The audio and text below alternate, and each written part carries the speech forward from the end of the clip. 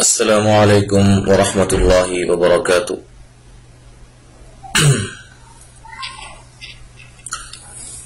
ہم نے گزشتہ سبق کے اندر جو ہے وہ ہم نے حروف مدہ کے بارے میں پڑھا تھا کہ حروف مدہ کسے کہتے ہیں اور حروف مدہ کتنے ہیں، الف مدہ ہے، یا مدہ اور واو مدہ، پھر اس کی کچھ امثلہ مثالیں جو ہیں وہ ہم نے پڑھی تھی۔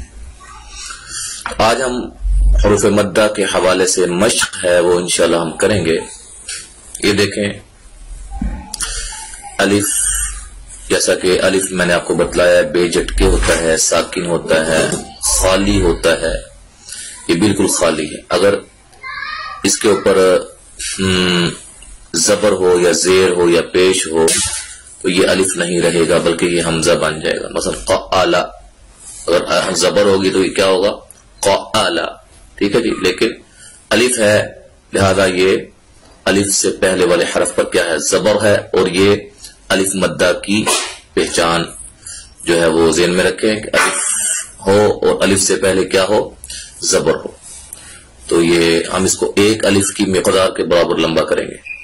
قال، اس کو ہم قال اس طرح نہیں کریں گے، نہ ہم اس کو قلا، نہ ہم اس کو قلا، اس کو لمبا نہیں کریں گے لام کو۔ قال، خاطب، عاقب، قالوا۔ اب اس میں واو مدہ بھی ہے، واو ساکن ہے، اور واو ساکن سے پہلے پیش ہو تو وہ کیا ہوتا ہے؟ واو مدہ، اور الف مدہ بھی ہے۔ اس کلمہ کے اندر دونوں الف مدہ کی بھی مثال ہے اور واو مدہ کی بھی۔ قالوا ساہون، قولوا مصلحون۔ اب دیکھیں یہ واو مدہ ہے، ٹھیک ہے جی، ساتھ ساتھ پہچان کرتے جائیں، اور یہ بھی واو مدہ ہے اور یہ بھی واو مدہ ہے۔ یشعرون، یعملون، حفیظ۔ اب یہ دیکھیں یہ یا مدہ آ گئی ہے۔ یا مدہ کی تعریف کیا تھی کہ یا ساکن سے پہلے والے حرف پر کیا ہو؟ زیر ہو، تو یہ یا مدہ آپ کے سامنے ہے۔ حفیظ، اس کو حافظ نہیں پڑھیں گے، اس کو ہم ایک الف کی مقدار کے برابر لمبا کریں گے۔ حفیظ، لطیف، رحیم، قیل، احیط، سیق، شدید، عظیم، عجیب، تجری، حین، ضربوا، کریم، سمیع، حکیم، نوحیہا۔ اب دیکھیں اس میں تینوں مثالیں اس کلمہ کے اندر حروف مدہ کی تینوں جو ہے وہ اقسام موجود ہیں۔ واو مدہ بھی ہے، یا مدہ بھی ہے، اور الف مدہ بھی ہے۔ یہ الف مدہ ہے، الف سے پہلے والے حرف پر کیا ہو؟ زبر ہو، اور یہ یا مدہ ہے، یا ساکن سے پہلے حرف پر کیا ہو؟ زیر ہو، اور یہ واو مدہ ہے، واو ساکن سے پہلے کیا ہو؟ پیش ہو، ٹھیک ہے جی۔ نوحیہا، حین، غیظ، یرید، فقیر، اوذینا۔ اس میں بھی تینوں جو ہیں وہ موجود ہیں، واو مدہ بھی، اور یہ یا مدہ، اور یہ الف مدہ۔ عزیز، عزیز، مقیت۔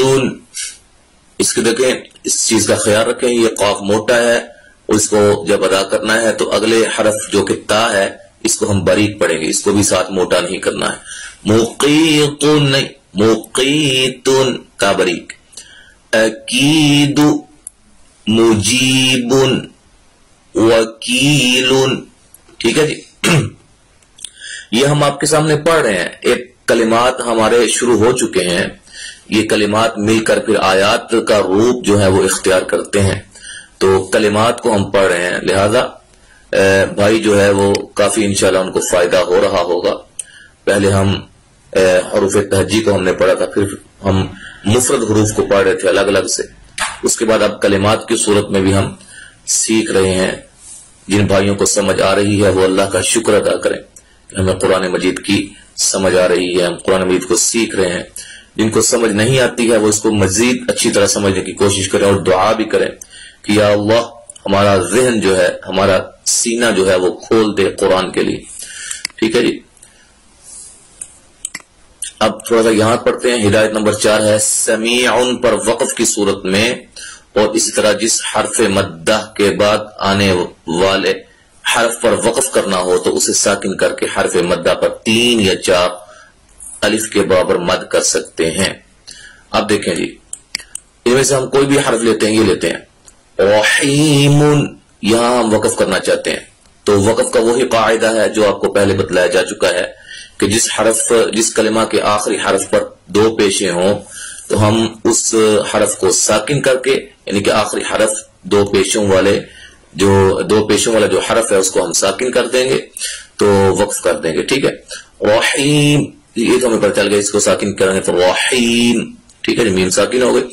دوسری بات اس میں یہ ہے کہ یہ ہے یا مدہ، تو یا مدہ کی جو اصل مقدار ہے وہ کتنی ہے؟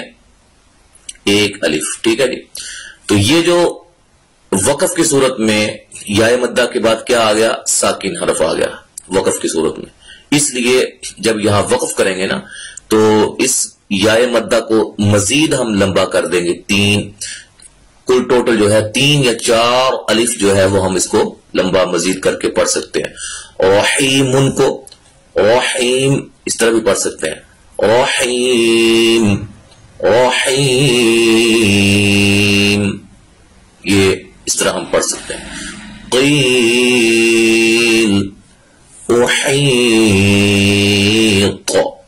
سیق، لمبا کر کے ہم پڑھ سکتے ہیں۔